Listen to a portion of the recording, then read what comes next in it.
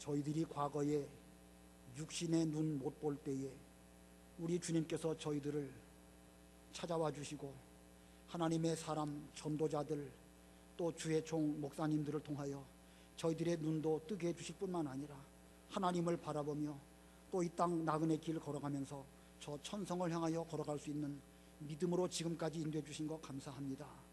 일찍이 마루바닥에 앉아서 찬송을 부르며 말씀을 배웠던 때가 엊그제 같은데 벌써 이렇게 나이가 들어서 하나님 아버지 앞에서 이렇게 목사로 또는 여러 장로님들로 또 여러 집사님들로 하나님의 교회에서 받은 바 은혜를 보답하는 이런 믿음 생활하게 해주신 거 감사합니다. 과거에 저희들에게 말씀을 가르쳐 주셨던 단장님들이나 목사님들이나 어느 다 이렇게 연로하시고 나이가 많이 드셨습니다. 우리 하나님께서 그분들 불쌍히 여겨 주시옵시고 저희들은 그분들에게 이제 받은 바 은혜를 기억하면서 하나님 아버지 앞에서 믿음을 잘 지킴으로 먼저는 하나님께 영광 돌리게 해주시옵시고 우리들을 가르치시느라고 수고하신 모든 주님의 종들에게도 보람을 드릴 수 있는 우리 모든 형제 자매들이 다 되게 해 주시옵소서. 오늘도 저희들이 이렇게 성경 공부로 모였습니다. 하나님 특별히 여기 함께 머리 숙인 여러 주일학교 교사들에게 이 지혜를 주시옵시고 어린 심령들을 진심으로 사랑하는 마음으로 이 말씀을 잘 전하여 어린 심령들을 잘 길러 저들이 하나님의 성전에서 잘 자라난 큰 기둥들이 되게 해주시옵시고 또 기둥을 잘 받드는 잘 깎은 아름다운 그런 모퉁이 돌과 같은 그런 인물들로 우리의 자녀들을 잘 길러서 앞으로 30년 50년 뒤에 저들로 말미암아 우리 교회가 더욱 든든해지고 또 저희들은 그때 이제 이 선으로 물러났을 때에도 과연 하나님의 말씀을 잘 전했던 그 보람이 오늘에서야 보게 되는구나 깨닫고 느낄 수 있는 우리 모두들이 다 되게 해 주시옵소서. 하나님 아버지 우리 주님께서 저희들의 선한 목자가 되시고 양의 문이 되셔서 저희들로 하여금 들어오며 나아가며 꼴을 얻게 해주신 것 진심으로 감사합니다. 우리가 구원받았사오나 이제 구원받은 그것만으로 만족하게 여기지 않게 해주시옵시고 계속해서 우리의 구원을 이루어 드리기 위하여 예수님 우리의 문이 되신 예수님을 통하여 신령한 세계로 들어가게 해주시옵시고 다시 또 예수님을 통하여 그 문을 나와서 우리의 생활 가운데 실천하고 순종하여 드림으로 우리의 영혼이 점점 성장하고 풍성하게 되는 우리의 생명이 점점 자라나는 이런 은혜를 베풀어 주시옵소서. 우리 주님께서 앞서가셨다고 했습니다. 저희들도 이제 우리 많은 성도들과 더불어 이 고난을 향해 나아갈 때에 앞서가는 저희들 되게 해주시옵시고 특별히 주일학교 교사들에게도 앞서가는 그런 믿음을 주셔서 어린 심령들을 예수님에게로 인도하는 주의 모든 종들이 다 되게 해주시옵소서. 베드로에게 주께서 말씀하시기를 내가 나를 사랑하느냐 말씀하셨습니다. 하나님 아버지 저희들도 주님 앞에 분명 주님을 사랑하고 또 양들을 잘 양육하고 싶은 마음이 있지만 저희들은 약하고 힘이 부족할 수밖에 없습니다. 그러나 진심으로 사랑하고 또 그 사랑하는 마음으로 어린 심령들을 잘 양육하기를 원하오니 우리 주님 저희의 부족한 사랑을 채워주시옵시고 예수님의 크시고 우리를 위하여 십자가에 죽으시기까지 사랑해 주시는 그 사랑을 깨달아서 그 사랑으로 우리의 자녀들과 우리가 맡은 양무리들을 잘 사랑하여 드림으로 하나님의 뜻을 이루어 드리는 우리 교회가 다 되게 해주시옵소서. 하나님 아버지 우리 교회에 연세 드신 분들 건강 붙들어 주시옵시고 또 오늘까지 기도 많이 하는 가운데 이 교회를 지키시며 수고하셨는데 그 모든 수고가 하나님 나라에 상달되게 해주시되 계속해서 건강 주심으로 앞으로 기도할 제목들이 많이 있사오니 그 모든 기도를 다 채우고 이루시는 하나님의 모든 연로하신 어르신들 다 되게 해 주시옵소서. 이 시간도 저희들을 진리 가운데로 인도해 주시기를 간절히 원하오며 예수님의 이름으로 기도드리옵나이다. 아멘.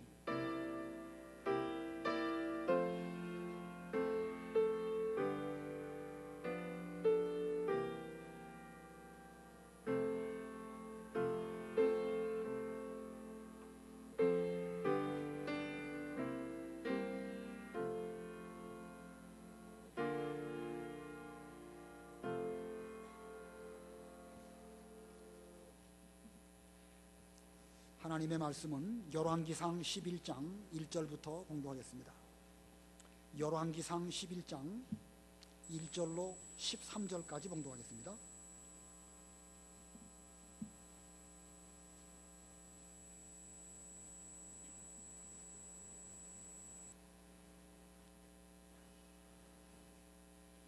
열왕기상 11장 1절로 13절.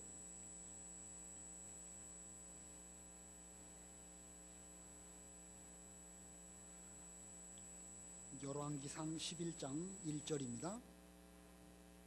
솔로몬 왕이 바로의 딸 외에 수많은 이방 여자들을 사랑하였으니 곧 모압 여자들, 암몬 여자들, 에돔 여자들, 시돈 여자들, 헷 여자들이었다. 여호와께서 이방 민족들에 대하여 이스라엘 자손에게 말씀하시기를 너희는 그들에게 들어가지 말고 또 그들도 너희에게 들어오지 않게 하여라. 그렇지 않으면 그들이 너희 마음을 돌려 다른 신들을 따르게 할 것이다 하셨으나 솔로몬은 그들을 사랑하고 그들에게 집착하였다. 그에게는 700명의 왕비들과 300명의 후궁들이 있었는데 그 여자들이 그의 마음을 돌아서게 하였다. 솔로몬이 늙었을 때에 그 여자들이 그의 마음을 다른 신들에게 돌렸으므로 그의 마음이 여호와 자기 하나님께 더 이상 자기 아버지 다윗의 마음같이 온전하지 못하게 되었고, 솔로몬이 시돈 사람들의 여신인 아스다롯과 암몬 사람들의 혐오스러운 우상 밀곰을 따랐다. 이같이 솔로몬이 여호와의 보시기에 악을 행하여 자기 아버지 다윗만큼 여호와를 온전히 따르지 못하였다. 그때에 솔로몬이 모압의 혐오스러운 우상 그모스와 암몬 자손들의 혐오스러운 우상 몰록을 위해 예루살렘 맞은편 산에 산당을 지었다. 그가 자기의 모든 이방 여자들을 위해서도 다 그와 같이 해주니 그들이 자기 신들을 위해 분향하고 번제를 드렸다. 솔로몬의 마음이 여호와 이스라엘의 하나님께로부터 돌아섰기 때문에 여호와께서 그에게 진노하셨다. 이전에 여호와께서 그에게 2번이나 나타나셔서 이 일에 대하여 명령하시기를 다른 신들을 따르지 말라고 하셨으나 그는 여호와께서 명령하신 것을 지키지 않았다. 여호와께서 솔로몬에게 말씀하셨다. 내가 이런 일을 하였고 내가 내게 명한 내 언약과 규례를 지키지 않았으므로 내가 반드시 너희에게 왕국을 찢어 내 종에게 줄 것이다. 그러나 내 아버지 다윗을 위해 내가 내 생전에는 그렇게 하지 않고 내 아들의 손에서 그것을 찢을 것이다. 또 내가 왕국 전체를 찢지는 않고 내가 내 종 다윗과 내가 택한 예루살렘을 생각하여 한 지파를 내 아들에게 줄 것이다. 오늘 본문의 내용은 지혜로운 왕 솔로몬이 범죄한 사실을 말씀하고 있습니다. 그래서 오늘 제목은 솔로몬의 범죄, 솔로몬의 범죄입니다. 이 공과책을 보면 여기 열왕기상 11장 1절부터 13절까지만 본문으로 택하고 있고 그 뒤에 부분 마지막 43절까지는 없습니다.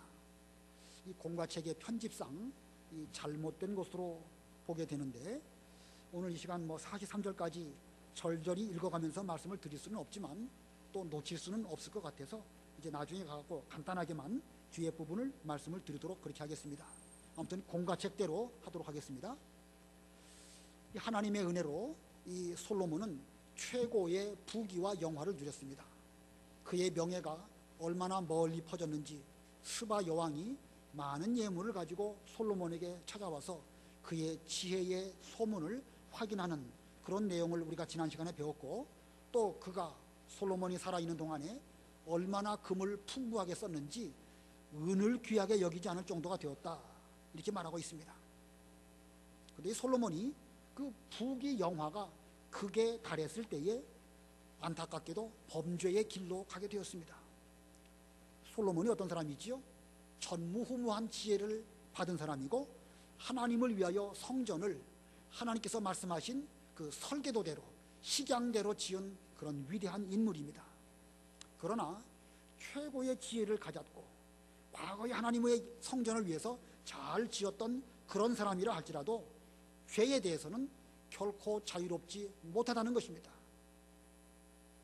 자, 성경 표현대로 본다고 하면 이 지구상에 가장 지혜로운 사람은 솔로몬이라고 할 수가 있겠죠. 전무후무한 지혜를 가진 사람이니까 가장 지혜로운 사람은 솔로몬입니다. 그러나 솔로몬 같은 인물도 범죄했다고 하면 천하의 어느 누가 자신 있게 자신은 죄 범하지 않을 수 있다, 이렇게 장담할 수 있겠습니까? 아브라함도 여러 가지 이 죄 지은 그런 기록이 있고, 다윗도 그렇고 또 베드로도 마찬가지입니다. 아무도 죄에 대해서 자유로운 사람은 아무도 없습니다. 특별히 과거에 하나님을 위해서 큰 일을 했다, 성전을 건축하고 또 그 지혜와 명성이 온 천하에 날린 그러한 사람이라 할지라도 이렇게 범죄할 수 있던 것을 볼 때에 오히려 그때가, 오히려 잘한다고 했던 그때가 삼가 조심해야 될 그런 때가 아닌가 생각이 듭니다. 그래서 고린도 전서에 선줄로 생각하는 자는 넘어질까 조심하라 그랬죠.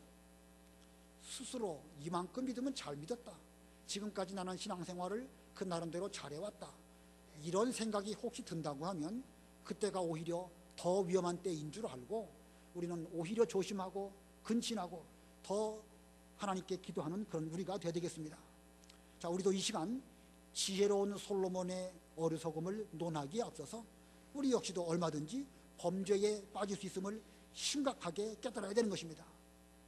이 세상에는, 이 땅 위에서는 이 성전을 잘 건축하면 솔로몬의 성전 생활을 하고 있는 그런 중이라 할지라도 죄에 대해서 안전지대는 결코 없습니다.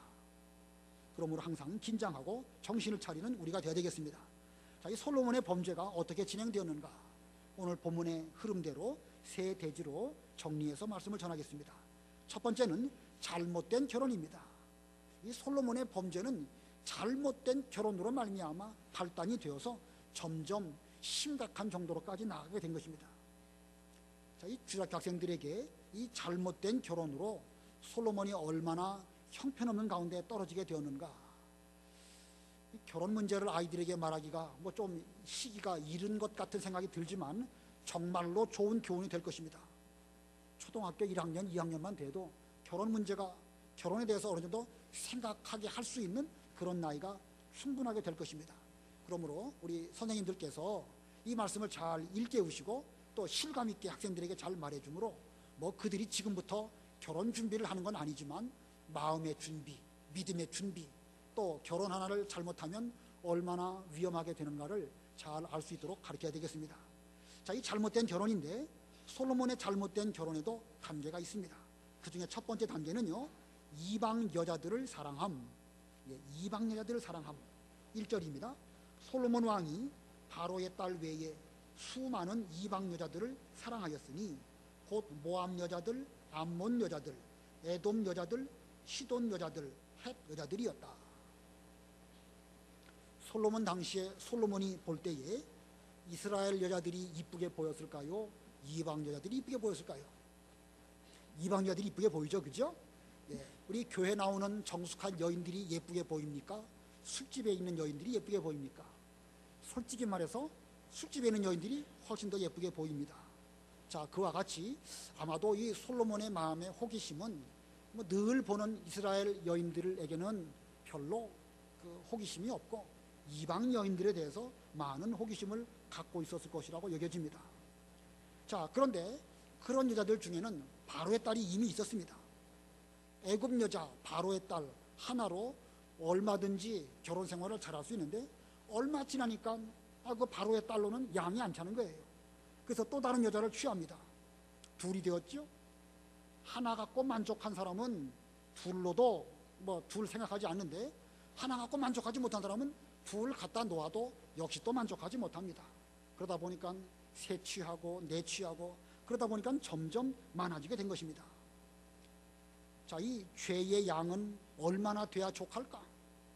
우리가 죄를 짓는 그 양을 쌓아가는데 죄를 얼마나 지어야 이만하면 충분하게 죄를 지었다 이렇게 생각할 수 있을까요?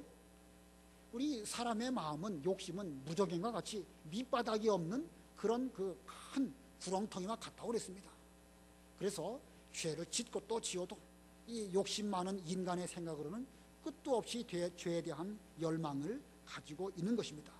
그래서 이 첫 번째는요, 이방 여자를 사랑한 것이 첫 번째 잘못된 결혼의 단초가 되었고, 또 이 잘못된 결혼의 두 번째는요, 그들을 사랑하고 집착한 것입니다. 그들을 사랑하고 집착함. 2절, 여호와께서 이방 민족들에 대하여 이스라엘 자손에게 말씀하시기를 너희는 그들에게 들어가지 말고 또 그들도 너희에게 들어오지 않게 하여라. 그렇지 않으면 그들이 너희 마음을 돌려 다른 신들을 따르게 할 것이다 하셨으나 솔로몬은 그들을 사랑하고 그들에게 집착하였다. 솔로몬은 그들을 사랑하고 그들에게 집착하였다. 옛날 개역 성경에는 그들을 연애하였다. 자, 이 성경 원문을 집착이라고도 번역할 수 있고 연애라고도 번역할 수 있는데, 개역 성경에는 그 이방 여인들을 연애했다라고 표현하였고, 바른 성경에는 그들에게 집착했다. 자, 이 솔로몬이 이방 여인들에 대해서 집착한 이유가 무엇일까? 오늘 2절 상반절에 이 말씀이 있죠. 솔로몬이 이방 여인들을 사랑하고 집착한 이유는 하나님께서 이스라엘 백성들에게 너희는 그들에게 들어가지 말고 또 들어오지 않도록 하여라 이렇게 말씀하였지만, 그들이 그 이스라엘 백성들이 또는 솔로몬이 그 말씀을 듣지 않았기 때문에 결국은 이와 같은 결과를 초래하게 된 것입니다. 다시 말하면 하나님의 말씀이 무수히 많이 성경에 기록되어 있지만 그 말씀을 마음에 새기지 않았기 때문에 그런 것입니다. 명심해야 되는데, 명심이라는 게 뭐죠? 새길 명자 마음 심자, 마음에 하나님의 말씀을 새겨야 되는데 말씀을 그냥 한 귀로 듣고 한 귀로 흐르니까 하나님의 말씀을 보통으로 여상하게 여겨가지고 그냥 뭐 이렇게 넘어가다 보니까 나중에 이방 여인을 며느리로 데려오게 되고 아들들을 그들에게 주게 되고, 이런 그 죄를 이스라엘 백성들이 저지르게 되었고 솔로몬도 그런 길을 걸어가게 된 것입니다. 이방 여인을 취하지 말라 하는 말씀은 성경에 상당히 많이 있습니다. 그 일일이 다 찾아볼 수 없지만 한 군데는 찾아볼 필요가 있겠습니다. 사사기 3장 1절로 2절입니다. 사사기 3장 1절로 2절 읽어보시기 바랍니다. 사사기 3장 1절. 가나안 전쟁을 전혀 알지 못하는 모든 이스라엘 후손들을 시험하시려고 여호와께서 이방 민족들을 남겨두셨으니 이것은 아직 전쟁을 알지 못하는 이스라엘 후손들에게 오직 전쟁을 가르쳐 알게 하기 위함이었는데. 5절과 6절도 읽어보세요. 이스라엘 자손이 가나안 사람과 헷 사람과 아모리스 사람과 브리스 사람과 히윗 사람과 여부스 사람 사이에 살면서 그들의 딸들을 자신들의 아내로 삼았으며 자기의 딸들을 그들의 아들들에게 주었고 또 그들의 신들을 섬겼다. 오늘 본문에 보면 가나안 전쟁을 말씀하고 있습니다. 여호수아 때에 가나안 전쟁이 있어서 가나안을 정복하는 이런 전쟁이 이 이스라엘 민족과 가나안 7 본토 족속들과의 싸움이 있었습니다. 그리고 그 싸움은 여호수아 때에 어느 정도 끝이 나고 사사시대로 넘어왔습니다. 그러면 사사시대에 가나안 전쟁은 끝난 것입니까? 안 끝난 것입니까? 그때까지도 끝난 것은 아니죠. 마치 우리 남한과 북한이 전쟁하다가 휴전한 것처럼 그때 역시 그때에도 남겨둔 가나안 족속들과 이스라엘 민족 사이에 가나안 전쟁은 여전히 계속되고 있었습니다. 그런데 여호수아 때에 그 전쟁을 경험하지 못한 그 이스라엘 민족들 사이에 거기에 가나안 땅에 살면서 그 이방 민족들하고 어쩔 수 없이 접촉하게 되는 것입니다. 접촉하다 보니까 자기 민족의 딸들이 예쁜 거는 눈에 안 보이고 그 이방 민족 여인들이 이쁘게 보이는 그런 일들이 일어났던 것입니다. 이 가나안 전쟁이라는 제목으로 제가 여기 2002년도 명륜교회 떠나갈 때 제가 이 말씀을 드린 적이 있어요. 그래서 제가 그때에 우리 교회에 자라나는 우리 젊은 사람들에게 가장 안전한 결혼은 이 교회 내에서 믿음으로 결혼하는 것이 최고로 안전하다라고 말씀을 전했는데, 오늘 본문을 보니까 또 그때가 생각이 납니다. 아무튼 이 가나안 전쟁을 체험하지 못한 그런 이스라엘 백성들, 그 이방 여인들의 아름다움을 보고 그들을 데려다가 며느리로 삼기도 하고 또 아들을 그들에게 주기도 해서 이렇게 신앙의 거룩을 잃어버리게 되는 이런 상태가 된 것입니다. 솔로몬 역시도 마찬가지예요. 하나님 말씀이 이렇게 무수하게 많이 말씀하셨지만 그 말씀이 그의 마음속에 명심되지 않다 보니까 이방 여인들을 사랑하고 또 집착하게 된 것입니다. 자, 솔로몬의 마음속에 무엇이 없기 때문에 그가 그런 길을 걸어갔습니까? 하나님의 말씀이 없기 때문에 그런 것입니다. 하나님의 말씀. 우리는 여기서 요긴한 진리를 발견하게 됩니다. 최고의 지혜를 갖고 있는 솔로몬의 지혜와 하나님의 말씀과 어느 것이 더 지혜로운 것이지요? 하나님의 말씀입니다. 예, 반드시 하나님 말씀입니다. 솔로몬의 지혜 다 우리 부럽지요? 이 솔로몬이 그렇게 지혜로워가지고 모든 일들을 잘하고 나라를 잘 건설하고 등등의 면에서 볼 때에 우리도 지혜로운 사람이 되기를 원하지만, 그러나 그 지혜보다 더 우리를 지혜롭게 하는 것은 하나님의 말씀인 것입니다. 말씀의 지혜가 우리를 더 훌륭하게 만들 수 있다는 것입니다. 시편에 그 말씀이 있죠. 시편 119편 98절로 100절. 시편 119편 98절로 100절. 98절. 주님의 명령이 항상 나와 함께하므로 그것이 나를 원수들보다 지혜롭게 합니다. 내가 주님의 증거들을 묵상함으로 내가 나의 모든 스승보다 더 지혜로우며 주님의 교훈들을 지킴으로 내가 노인들보다 더 현명합니다. 예, 우리가 주의 말씀을 잘 지키면 원수보다 지혜롭고 스승보다 더 지혜로우며 또 노인들보다 더 현명하게 될 것을 성경이 말씀하고 있습니다. 자, 이거 요긴한 진리이니까 이것을 우리 학생들에게 확실하게 명심되도록 심어주시기를 바랍니다. 하나님의 말씀을 마음에 담아두고 살아간다고 하면 그 사람은 솔로몬보다 더 지혜로울 수 있습니다. 그러나 여자들에게 마음을 빼앗기고 여자들에게 집착한다고 하면 그 사람은 어리석은 길을 걸어갈 뿐만 아니라 그런 여자가 아무리 많아도 결국은 만족하지 못하고 망하는 길로 걸어간다는 것입니다. 솔로몬이 그 많은 여인들을 다 얻었지만 결국은 만족하지 못했습니다. 3절 보면 본문 3절입니다. 그에게는 700명의 왕비들과 300명의 후궁들이 있었는데 그 여자들이 그의 마음을 돌아서게 하였다.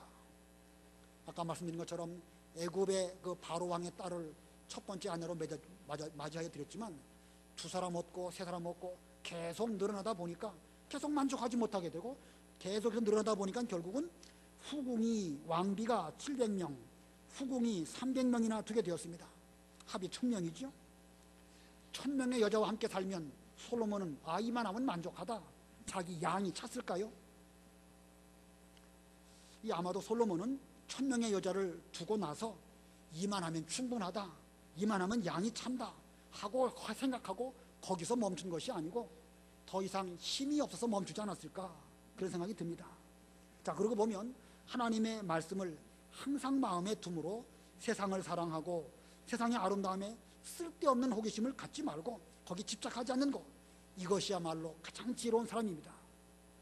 솔로몬은 이방 여인을 사랑하고 거기에 집착함으로 지혜로운 솔로몬이 어리석은 자가 되었지만 우리는 오직 하나님의 말씀에 집착이라는 말은 좀 그렇고 하나님의 말씀에 창념한다고 하면 솔로몬보다 더 지혜로운 그런 사람이 될 것입니다. 우리 주일학교 학생들에게도 이 말씀을 잘 가르쳐서 정말로 지혜로운 사람이 되기 위해서는 하나님의 말씀을 읽고 그 말씀을 묵상하고 그것을 내 것으로 삼는다고 하면 원수보다 지혜롭고 스승보다 지혜롭고 또 뭐라고 그랬지 아까?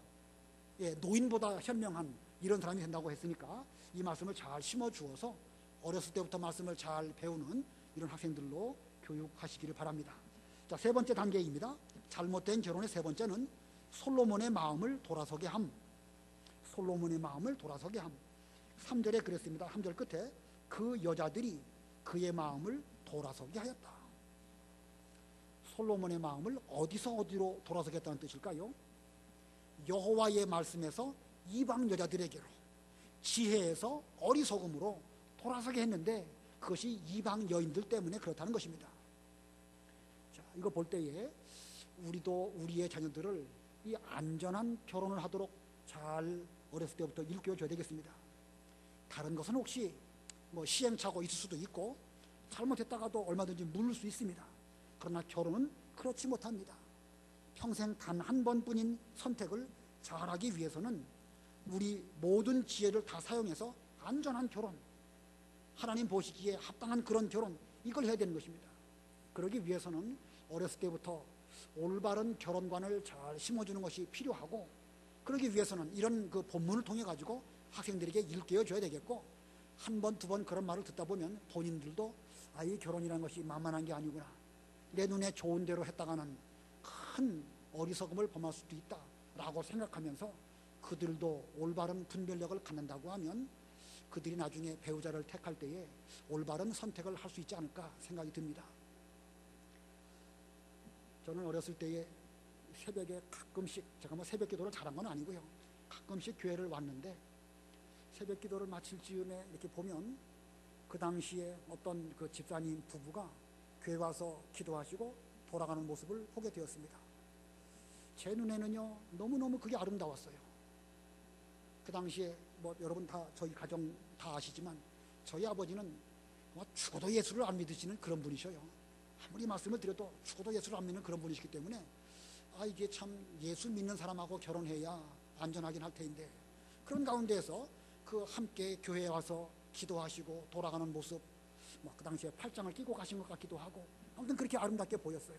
그러면서 저는 반드시 이 교회에서 결혼하고 내가 상대방의 믿음을 확인하기 전에는 결혼하지 않겠다, 이런 마음을 먹었습니다. 제가 뭐 제 얘기를 드려서 죄송합니다만 우리의 학생들에게도 이런 마음을 잘 일깨워 준다고 하면 훨씬 더 안전하게 될 것입니다. 이런 말씀을 계기로 해서 오늘날 뭐 이렇게 자녀들이 그 위험한 결혼하지 아니하고 믿음 안에서 안전한 이런 결혼을 하도록 잘 가르쳐야 될 것입니다.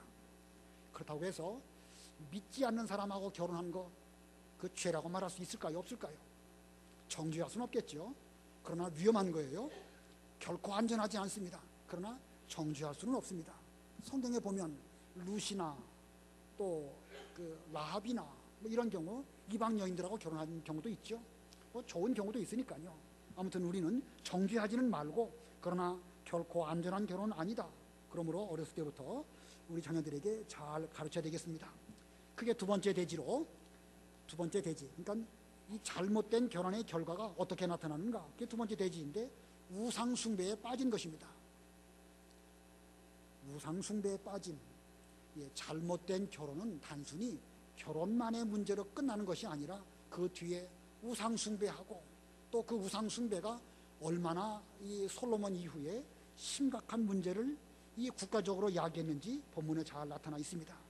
자, 이 솔로몬이 우상 숭배에 빠지는 면에도 단계가 있습니다. 솔로몬이 처음부터 우상 숭배에 빠진 것이 아니고 처음에는 어느 정도 분별력이 있으니까 그러면 안 된다, 하나님 섬기는 이스라엘에서는 우상 섬겨서는 안 된다 라고 했겠지만, 그가 점점 차차 이렇게 단계와 과정을 거쳐서 그 우상 숭배에 빠지게 된 것입니다. 전혀 상상할 수 없는 일이죠. 솔로몬같이 지혜로운 사람이 우상 숭배를 했다? 우리가 생각해 보기에도 그렇게 어리석을 수가 있을까? 어쩌면 그럴 수 있을까라고 생각하지만 그런 일들이 솔로몬에게 현실로 다가오게 된 것입니다. 자, 이 우상 숭배에 빠지는 데에도 단계가 있는데 세 단계를 말씀드립니다. 그중에 첫 번째, 늙었을 때 마음이 온전하지 못하게 됨. 늙었을 때 마음이 온전하지 못하게 됨. 4절 보면 솔로몬이 늙었을 때 그 여자들이 그의 마음을 다른 신들에게 돌렸으므로 그의 마음이 여호와 자기 하나님께 더 이상 자기 아버지 다윗의 마음같이 온전하지 못하게 되었다. 그 3절 끝에는 그 여자들이 그의 마음을 돌아서게 하였다. 그 이방 여자들과 결혼하게 되었을 때에 그때는 그 여자들이 솔로몬의 마음을 돌아서게는 하도록 하였지만 솔로몬이 돌아서진 않았습니다. 그러다가 늙었을 때에 그 여자들이 그 마음을 다른 신들에게로 돌렸다고 말하고 있습니다. 그리고 보면 솔로몬이 젊었을 때에는 어느 정도 분별력이 있어서 적어도 우상 숭배의 죄악까지는 가지 않았습니다. 그러나 점점 늙어가면서 솔로몬의 마음이 젊었을 때처럼 온전하지 못하게 된 것입니다. 자, 이 대목에서 이거 말 잘못하면 여기 계신 노인분들 서운하게 생각할 수도 있습니다. 뭐 제가 무슨 노인들을 폄하하거나 노인이 되면 여러 가지 면에서 기능이 떨어진다, 분별력이 없다, 이런 뜻으로 말씀드리는 건 아닙니다. 그런 뜻이 아니고 우리 생리적으로 우리 인간은 그럴 수밖에 없다는 거예요. 현실적으로 그렇죠. 사람이 나이 들어가면 이상하게도 집안에서 볼 때에 부인들의 파워가 더 세져가지고 남편들은 뭐 참 어떻게 할 수가 없는 그런 경우가 많습니다. 왜 그렇죠? 뭐 생물학적으로 남성 호르몬이 어떻고 여성 호르몬이 어떻고 등등 여러 가지 말을 합니다. 자, 뭐 어느 정도 나이 들어서 남편들이 그 부인들에게 적당하게 잡혀 사는 것도 뭐 나쁘진 않은 것 같아요. 그러나 적어도 신앙적인 면에 있어서만큼은 절대 그렇게 돼서는 안 되는 것입니다. 나이를 들든지 안 들든지 신앙적인 분별력에 있어서만큼은 우리들은 항상 시종여일하게 우리의 올바른 믿음을 잘 지켜야 됩니다. 그러기 위해서는요, 지금부터 나이 들었을 때를 잘 준비해야 되지 않을까 그런 생각이 듭니다. 저희 집도 근래에 이르러서 제가 많이 위축됩니다. 그래가지고 제가 많이 신경이 좀 쓰여요. 그런데 일반적인 부부의 경우는 그럴 수도 있고 저럴 수도 있고 문제가 안 됩니다. 근데 목사의 경우는 조금 다른 것 같아요. 강대상에서는 하나님 말씀을 힘있게 말하는 것처럼 보이면서 집에 가서는 부인의 말 앞에 쩔쩔맨다고 하면 하나님의 말씀을 전하는 사람은 답지 못한 그런 면이 있겠죠. 아무튼 저는 그런 면이 좀 신경이 쓰여가지고 요즘 가끔 제가 나에게 대해서 더 이상 좌지우지하려고 좀 영향력 행사하지 말아라, 종종 제가 이렇게 말을 합니다. 자세하게 하려고 하시진 말고요. 아무튼 우리 남성분들, 우리 남편들 나이 들어갈수록 여러 가지 면에서는 부인과 잘 협력해서 집에서 마늘도 까고 뭐도 하고 그런다 그러더라고요. 좋아요. 그런 건 좋은데 신앙적인 분별력만큼은 절대 잃어버리지 말고 올바른 길을 잘 걸어가는 그런 우리 남성분들 다 되셔야 되겠습니다. 그 다음에 두 번째 단계입니다. 우상숭배에 어떻게 빠지는가. 처음에는 늙었을 때의 마음이 이제 다른 신들에게 돌려졌다. 두 번째는 혐오스러운 우상을 따름으로 악을 행한 것입니다. 혐오스러운 우상을 따름으로 악을 행함. 5절 6절 보겠습니다. 솔로몬이 시돈 사람들의 여신인 아스다롯과 암몬 사람들의 혐오스러운 우상 밀곰을 따랐다.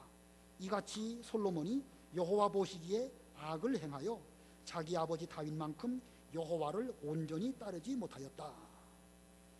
시돈의 여신 아스다롯. 아스다롯이라는 여신이 어떤 여신인지는 잘 모릅니다. 근데 좀 여러 군데를 찾아보니까 그 그리스 신화에 나오는 아프로디테, 그 아프로디테가 로마 신화로 가면 비너스죠. 그 비너스, 아프로디테, 그것과 같은 종류의 여신이 아스다롯입니다. 그러니까 미의 여신입니다. 미의 여신. 그리고 암몬의 혐오스러운 우상 밀곰.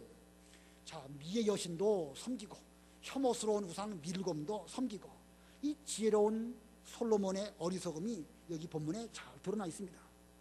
솔로몬이 이러한 상태까지 가리라고는 누가 상상이나 했겠습니까? 그러나 아무리 지혜로운 사람이라 할지라도 그 영혼이 어두워지게 되면, 하나님 말씀이 그 마음에 명심되지 못한다고 하면 한없이 밑바닥으로 떨어질 수밖에 없음을 잘 보여주고 있습니다. 그리고 이것이 결국 여호와 앞에 악을 행하는 것입니다. 그러므로 우리는 항상 조심해야 됩니다.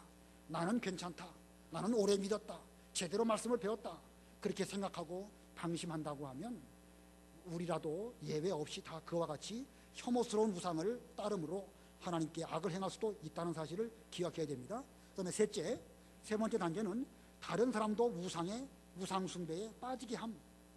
솔로몬 자신만 우상숭배에 빠진 것이 아니고 다른 사람마저도 우상숭배에 빠지겠습니다. 7절 보겠습니다. 그때 솔로몬이 모압의 혐오스러운 우상 그모스와 암몬 자손들의 혐오스러운 우상 몰록을 위해 예루살렘 맞은편 산에 산당을 지었고, 그가 자기의 모든 이방 여자들을 위해서도 다 그와 같이 해주니 그들이 자기 신들을 위해 분향하고 번제를 드렸다. 자, 하나님을 위해서 성전을 지었는데 그 예루살렘 맞은편 산에 여러 가지 산당들을 또 만들었습니다. 이쪽에는 성전이 있고 저쪽에는 그 우상의 산당들이 있습니다. 그리고 모든 이방 여자들을 위해서도 다 그와 같이 떨었습니다. 자, 모든 이방 여자들을 위해서, 그에게 있는 모든 이방 여자가 몇 명이죠? 1000명이나 되는데 그들을 위해서도 다 그와 같이 해주었다. 이 1000명의 여인들을 위해서 다 각각의 산당을 만들어 준 것은 아니겠지만 아무튼 기가 막히는 일입니다. 이 솔로몬이 어떻게 이런 일을 할 수 있을까? 그 지혜로웠던 왕이 어떻게 이런 일을 할 수 있을까? 참 이 아이러니한 일이 아닐 수가 없습니다. 그러면 솔로몬 때에 지었던 이 산당들이 언제까지 영향을 미쳤을까? 언제까지 그 산당들이 존속되었을까? 열왕기하 23장 12절로 14절 읽어보세요. 열왕기하 23장 12절.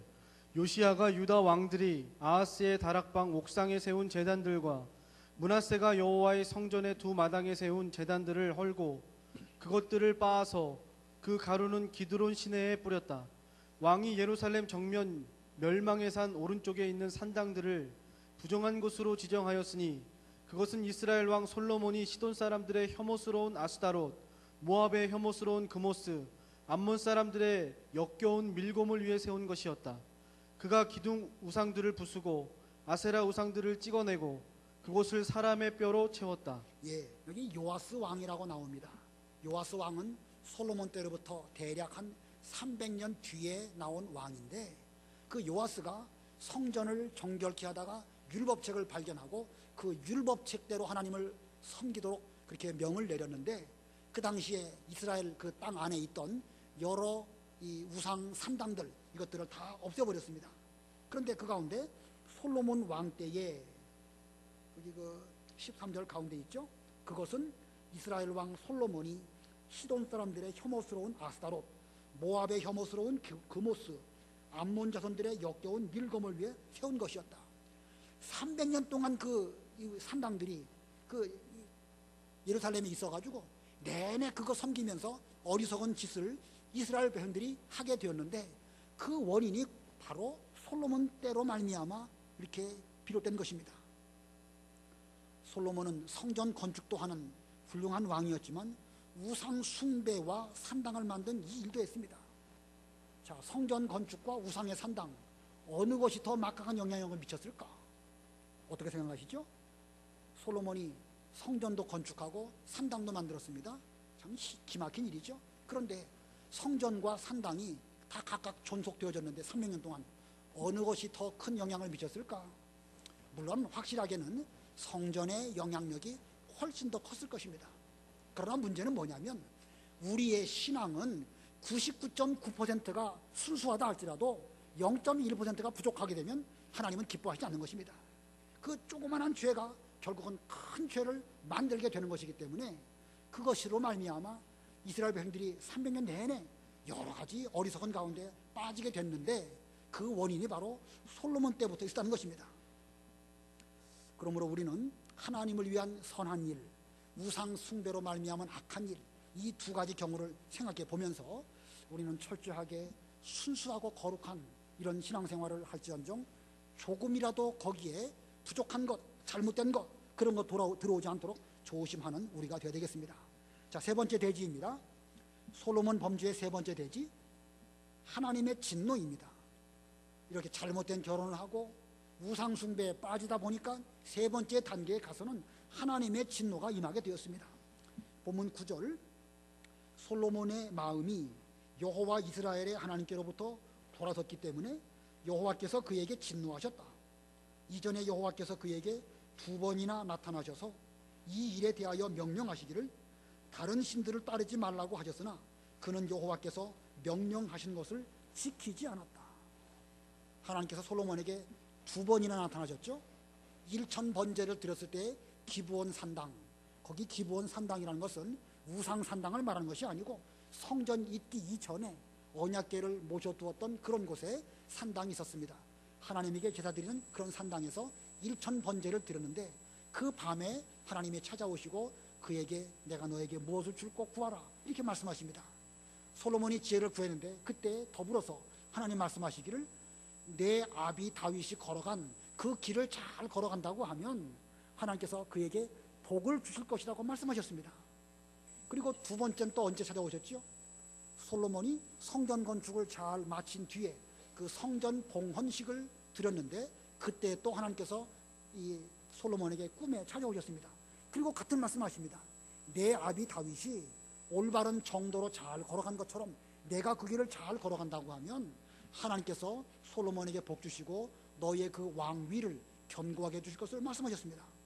자, 그러나 솔로몬은 하나님의 말씀을 마음에 새기고 담아두지 않았습니다.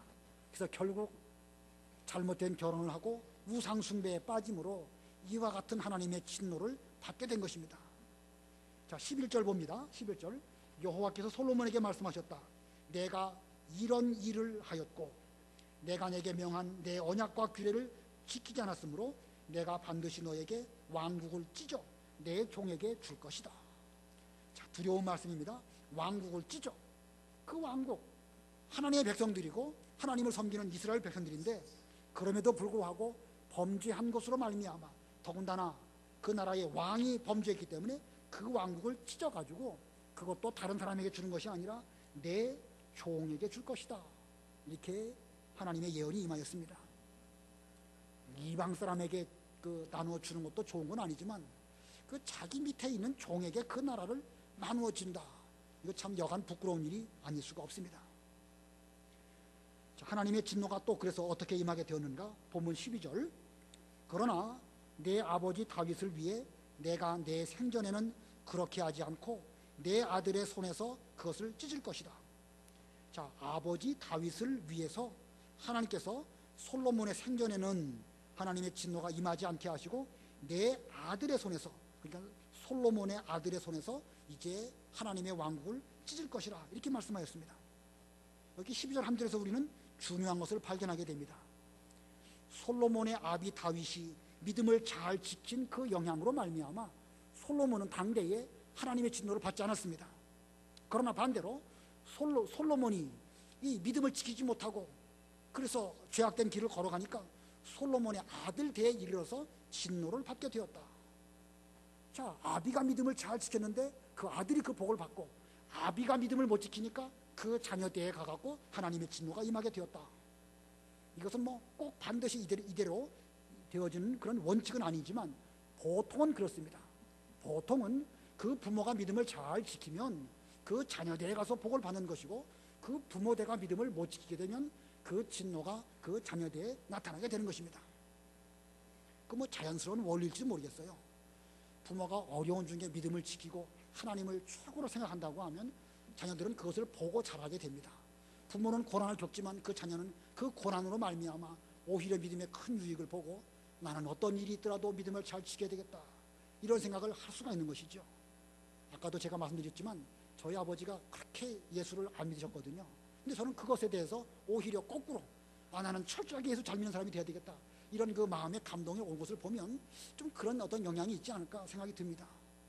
자, 여러분 생각은 어떠십니까? 여러분이 여러분의 수고를 많이 해가지고 여러분이 복 받는 게 좋겠습니까?